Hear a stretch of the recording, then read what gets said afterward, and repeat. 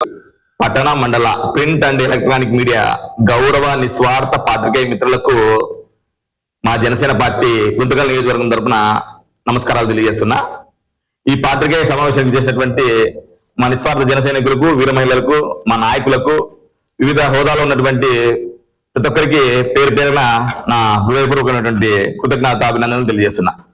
ముఖ్యంగా ఈరోజు ఈ ప్రెస్ మీట్ నిర్వహించడానికి ప్రధాన కారణం రెండు తెలుగు రాష్ట్రాలే కాకుండా దక్షిణ భారతదేశంలో తిరుగులేని నాయకులుగా ఎదుగుతున్నటువంటి శ్రీ కొణిదెల పవన్ కళ్యాణ్ గారిని టార్గెట్ చేస్తూ ప్రాంతీయ విద్వేషాలను రెచ్చగొడుతూ మతాల మరియు కులాల వైర్యాలను పెంచుతూ చేస్తున్నటువంటి హడావిడిని అందరూ గమనిస్తున్నారు.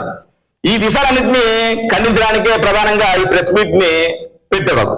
ముఖ్యంగా ప్రాంతీయ విద్వేషాలు రెచ్చగొడుతూ పవన్ కళ్యాణ్ గారిని తెలంగాణ వాదులు, తెలంగాణ సూడో వాదులు, ముఖ్యంగా పాత్రికేయ ముసుగులో ఉన్నటువంటి వ్యక్తులు నానా హంగామా చేశారు. ప్రొఫెసర్ నాగేశ్వరరావు గారు అంటే మాకు కూడా గౌరవం ఉంది. ఆయన కూడా పొరపాటున మాట్లాడానని చెప్పాడు పెద్ద స్థాయిలో. మేము కూడా ఆయన క్షమాపణ చెప్పేదాన్ని మేము స్వాగతించాం. అయినా కూడా దాన్ని ఉద్దేశపూర్వకంగా ఏదో సాధించాలన్నటువంటి ఉద్దేశంతో ఎప్పుడైతే నరేంద్ర మోడీ గారు భారత ప్రధాని భారత జాతి ముద్దుబిడ్డ పవన్ కళ్యాణ్ గారిని ఇంటికి వచ్చి పరామర్శించారో అప్పటి నుంచి గుండెల్లో రైలు పెరుగుతున్నాయి ప్రతి ఒక్కరికి.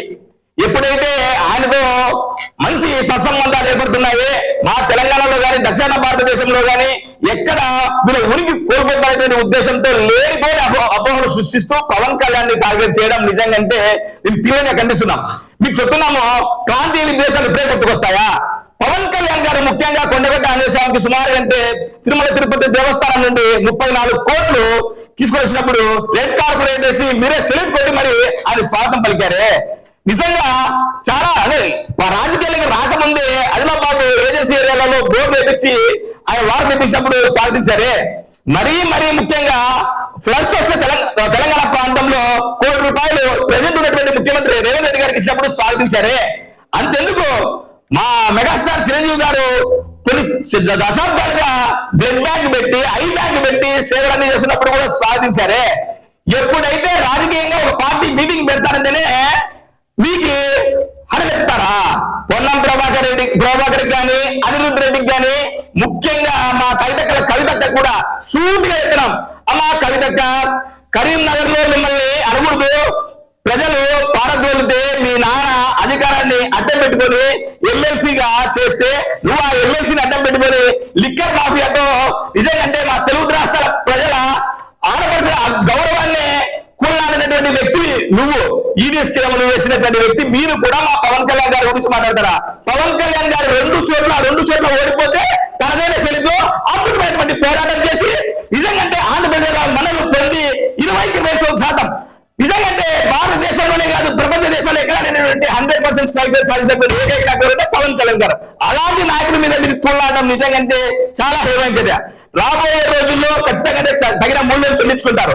ఎక్కడైనా కూడా మీరైతే టిఆర్ఎస్ ని బిఆర్ఎస్ చేసుకోవచ్చు, మీ పార్టీని భారతదేశం నలుమూలలా వ్యాపింపజేయడానికి ముందుకు రావచ్చు. కానీ మా నాయకుడు తెలంగాణలో పార్టీ ఎస్టాబ్లిష్ చేస్తాము, సాధుకుంటూ మీటింగ్ పెడతామంటే మీకు అప్పుడే ఇబ్బందులు ఏర్పడతాయా? ఏదేమైనా చిరంజీవి లాంటి ధర్మరాజు కాదు మా పవన్ కళ్యాణ్ గారు, విశ్వ విజేతగా నిలిచేటువంటి అర్జున్ లాంటి వ్యక్తి పవన్ కళ్యాణ్ గారు గుర్తు పెట్టుకోవాలా. టిఆర్పి టైం కాదు ఇది, జనసేన సోషల్ మీడియా యుగం. నిజంగా మా గౌరవ పాత్రికేయ మిత్రులు కానీ, మా సోషల్ మీడియా వారియర్స్ లో కానీ మీకు అందరికీ తిప్పి కొడతాం.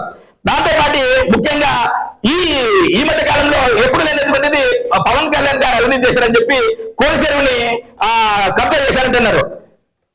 హైగా కమిషనర్ గారే సాక్షాత్తు చెప్పారు, కంపల్సరీ చెరువు సికం భూముల్ని ఖచ్చితంగా ఒరిజినల్ పట్టా ఇవ్వడానికి అవకాశం ఉంటుందని చెప్పి అంత పెద్ద మనిషి గౌరవప్రదమైనటువంటి ఐపీఎస్ అధికారి చెప్పిన తర్వాత కూడా మీరు మరీ మాట్లాడుతున్నారంటే నేను మీకే వదిలేస్తున్నా.